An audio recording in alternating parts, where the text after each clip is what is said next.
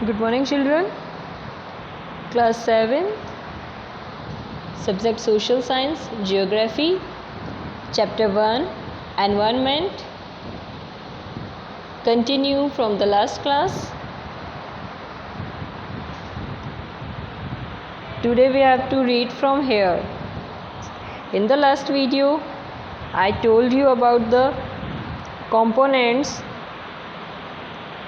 of natural environment, domains of our environment, and the layers of the earth.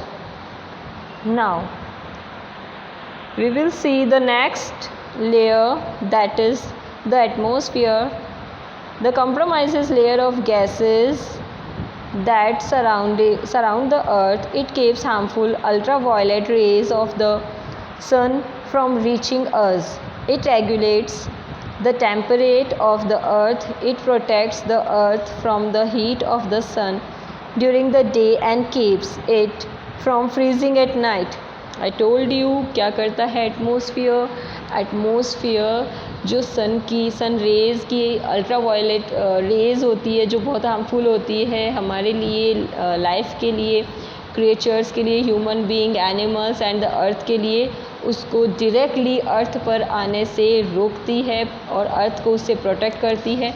And in the night ये अर्थ को freezing करने का काम करती है. फ्रीजिंग करना मतलब ठंडा करने का काम करती है. It contains life supporting gases. ये बहुत सी ऐसी गैसेस को सपोर्ट करती है जिनमें से कुछ लाइफ सपोर्टेड भी होती है. Life supported gases like oxygen, nitrogen and carbon dioxide. Carbon dioxide हमारे लिए यूज़फुल नहीं होती है, हम उसको रिलीज़ करते हैं, और जो प्लांट्स होते हैं उसको क्या करते हैं, इनटेक करते हैं. In this way it help sustain life on our planet. और हमारी लाइफ जो है वो स्मूथली चलती रहेगी, ईजीली. उसके लिए सबसे बड़ा अगर रोल किसी का होता है तो वो होता है एटमॉस्फेयर का. The next is hydrosphere. The hydrosphere comprises all our bodies and water sources. Underline this.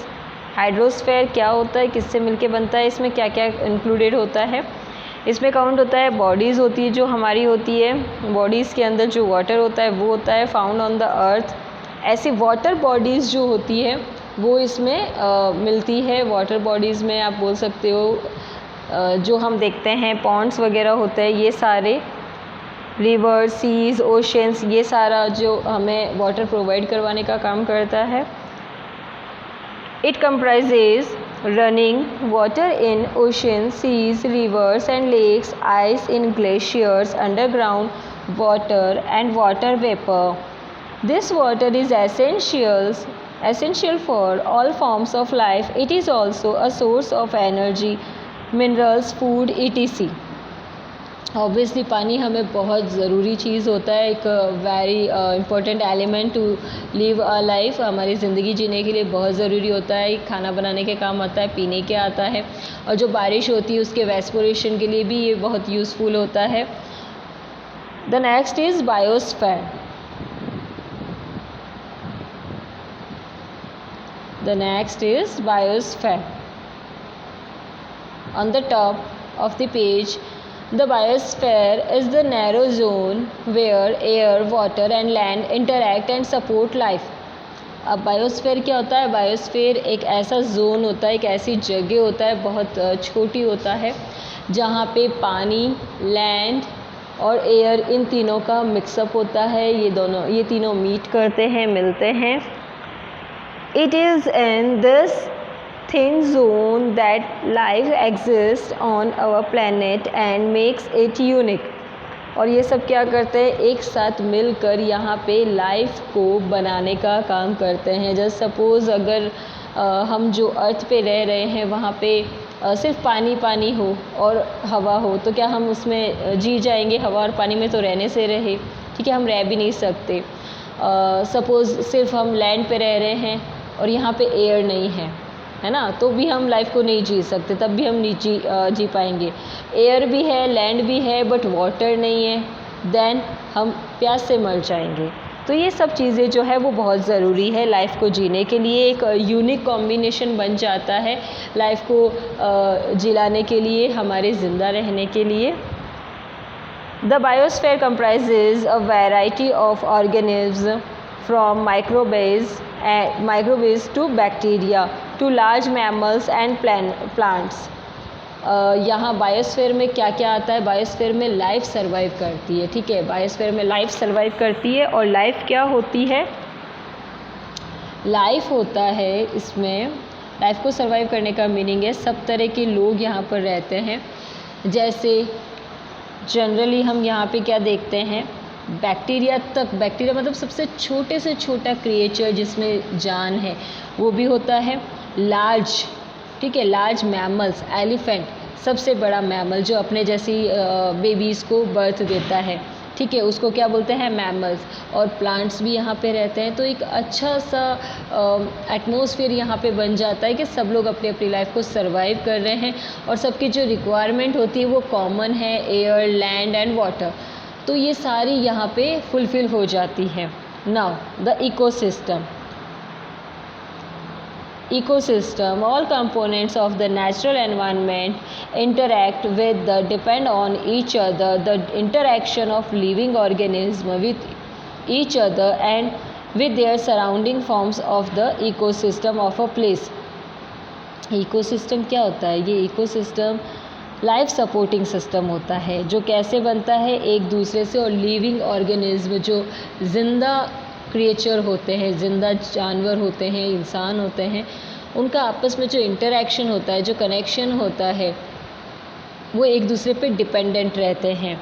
That is called the ecosystem. मतलब एक ये साइकिल होता है जो चलता रहता है। Okay, the interaction between the different components of an ecosystem, ये प्रिंटेड नहीं है यहाँ पे, ecosystem is such that they create a self-sufficient, it is create मतलब ये क्या करता है? एक सेल्फ सफिशिएंट जो होता है वो एक एटमॉस्फेयर खुद ही क्रिएट कर देता है। सेल्फ सफिशिएंट यूनिट बन जाता है जहाँ पे आपको सारी चीज़ें जो है वो सेटिस्फाइड कर रही है, प्रोवाइड हो रही है। Land, vegetation and living organism are different in different places. देखो सब जगह के अलग अलग तरीके होते हैं, अलग अलग रहने का उनका वे होता है। जैसे ज़मीन पे रहने वाले जानवर अलग होते हैं, वेजिटेशन भी वहाँ का अलग होता है। It is like if you talk about the Rajasthan, Rajasthan में आपको क्या मिल जाएगा? वीट मिल जाता है, ठीक है। मेज़ वगैरह जो होता है वो इस साइड में नहीं होके राजस्थान में भी होगा, लेकिन राजस्थान में भी अलग अलग जगह होगा। जैसे मेज़ हो जाता है, मक्का हो जाता है, वो कहाँ पे हो जाएगा? आपको कहाँ मिल जाएगा? वो ऐसी जगह पे मिलेगा जहाँ पे एवरेज से भी ज़्यादा रेंज चलती हो, जैसे अलवर हो गया, ठीक है, उदयपुर हो गया, यहाँ इस साइड में मिल जाएगा।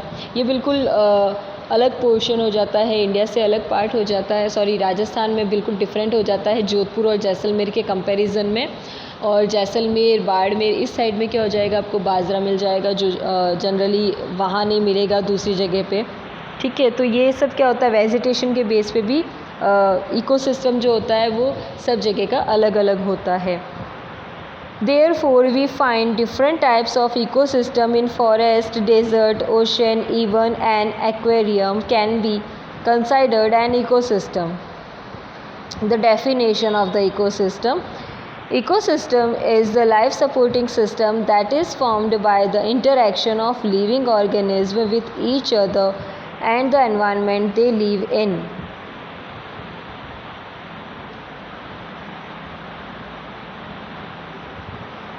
Now, the next is human environment. Human environment क्या होता है? ह्यूमन एनवायरनमेंट में वो सारी चीज़ें आ जाएगी जो आप अपने आसपास में देखते हो। थोड़ा आप अगर नज़र उठा के यहाँ वहाँ जो देखेंगे, फैक्ट्रीज़ दिख जाती है, कंपनीज़ दिख जाती है, मार्केट होता है, ह्यूमन बीइंग होती है, एनिमल्स होते हैं, पैट होते हैं, ठीक है, वो सब दिख जाएगा। The human environment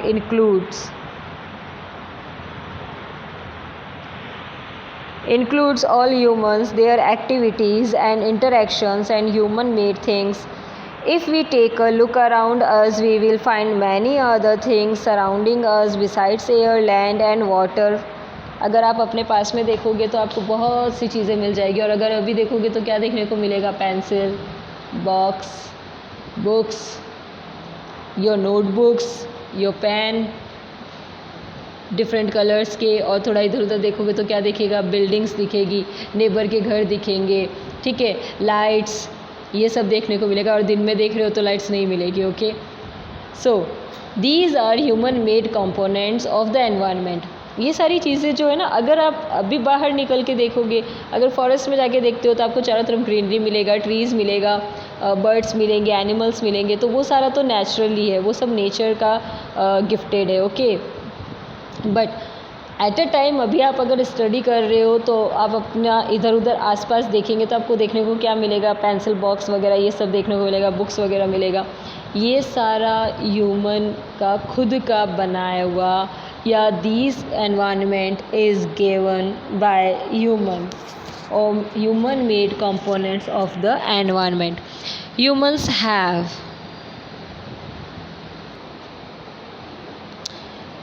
These are human-made components of the environment. Humans have had a big impact on the natural environment. इंसानों ने बहुत ज़्यादा इफ़ेक्ट डाला है एनवायरनमेंट पे। इसका बेस्ट एग्जांपल अभी हम देख सकते हैं, जो कोविड-19 आया हुआ है, this is also gifted by human. ठीक है, इंसानों का ही दिया हुआ है ये। अगर नेचर के साथ आप इतना ज़्यादा छेड़छाड़ नहीं करोगे, या अगर इसको इम्बैलेंस करने का ट्राई नहीं करें, या इतने ओवर एक्सपेरिमेंट नहीं करें, तो सही होता है, अच्छा रहता है। अदरवाइज़ नेचर का रिज़ल्ट जो होता है वो बहुत बुरा होता है, जैसा आज के टाइम चल रहा है। We have to lock ourself in your home और एट योर होम। हमें अपने ही घरों में क्या होना पड़ रहा है? लॉक होना पड़ रहा है। ठीक है, तो ऐसे सिचुएशंस नहीं आए। दैट्स वाई ह्यूमन को क्या करना चाहिए? एक लिमिट रखनी चाहिए, और नेचर को या अपने एनवायरनमेंट को इतना अच्छा क्रिएट करे कि उससे उनको कोई भी किसी भी तरह का जो है वो हार्म नहीं हो।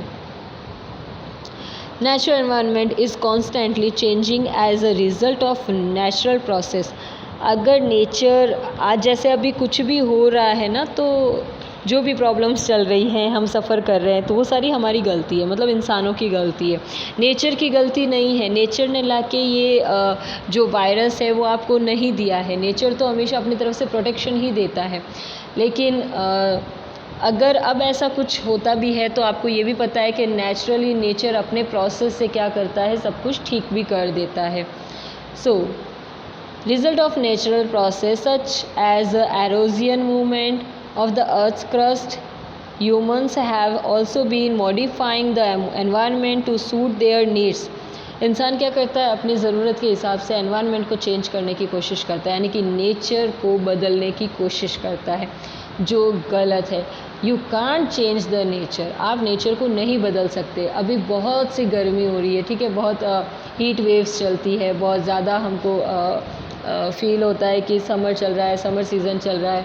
तो इट्स नॉट अ मीन कि अब ये गलती किसकी है, हमको इतना फील हो रहा है, ये गलती भी ह्यूमन की है, क्योंकि पेड़ वगैरह काट देते हैं, प्लांट्स वगैरह वो वापस लगाते नहीं हैं, तो इससे दिक्कत ये होती है। दूसरा, अपने नीड्स के लिए, अपनी नीड्स फर्नीचर वगैरह के लिए क्या करते हैं? पेड़ों को काटते हैं। और क्यों काटेंगे? Just because of they want would, उनको लकड़ी चाहिए इसीलिए। तो ये इसके लिए क्या करते हैं? पेड़ों को काट देते हैं। अपना मतलब खुद की वो देखते हैं कि कैसे उनको सारी उनकी रिक्वायरमेंट हो जाए पूरी, खुद की फैसिलिटी देखेंगे, खुद का कंफर्ट देखेंगे, ये गलत है। They are usually responsible for the changes in it.